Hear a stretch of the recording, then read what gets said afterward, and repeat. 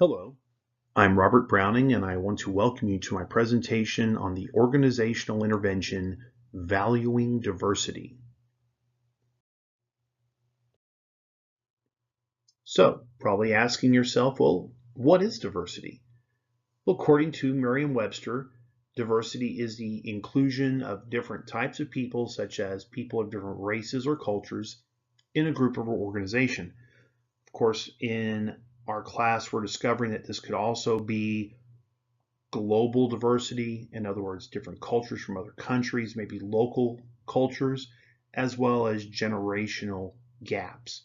That could also be considered looking into diversity as well. Of course, diversity exists in every workplace to some degree based on many factors such as gender, age, religion, nationality, sexual origin, geographic origin, and even ideas, politics, and ideologies, according to McLean.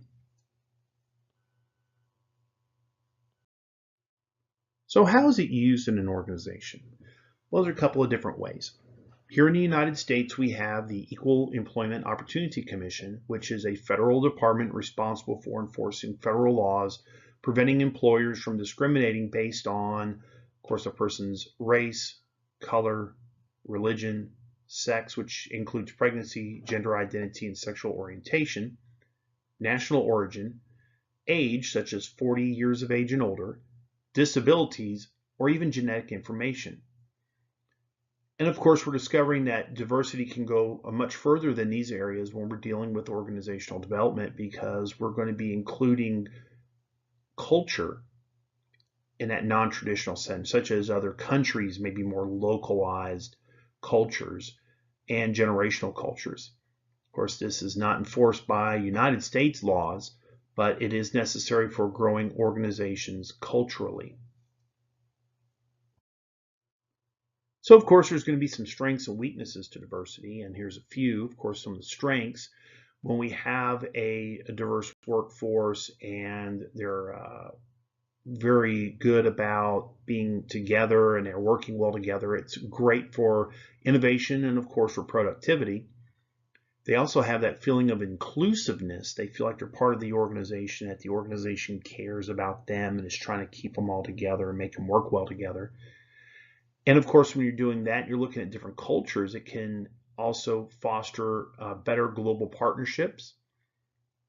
And of course, especially here in the United States, there's legal protection through the EEOC.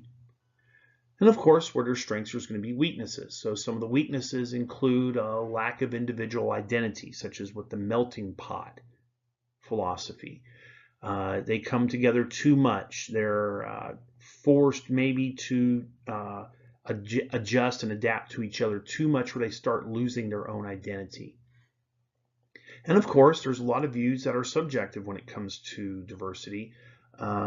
Views can be that, like inclusiveness despite qualifications, such as maybe a white male feeling that they were discriminated against, although they were more qualified than a minority or someone else on that list.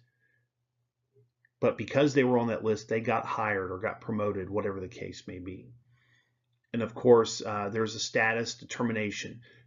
If they feel they're being treated unequally, well, then they have a potential for reporting that. But then again, that is subjective.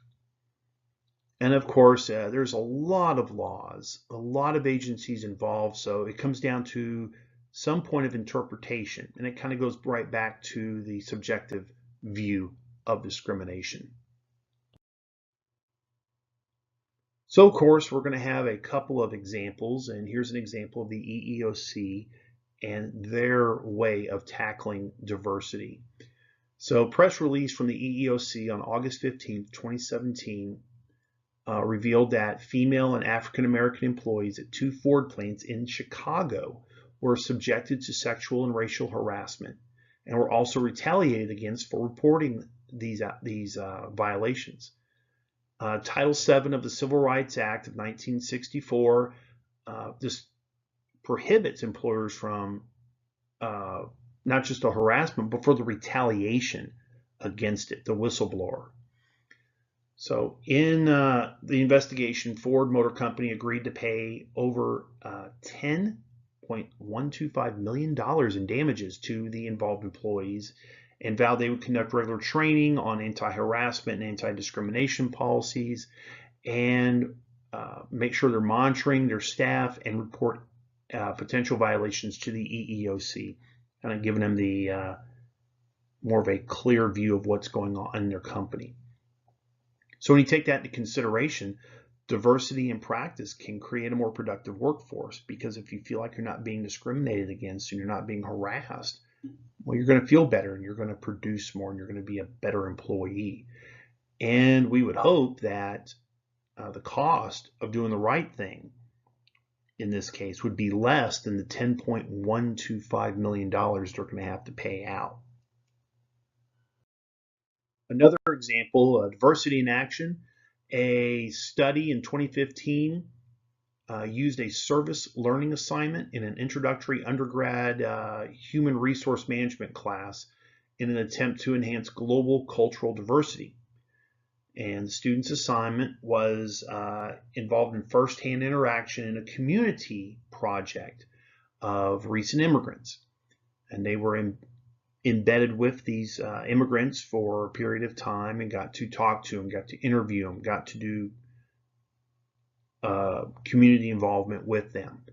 And over 3 years, 123 students reported a much greater awareness of global cultural differences. So we got to remember that global culture is a part of organizational development. So with that, I'd like to go ahead and close and thank you for taking your time, and I welcome your comments and constructive criticism.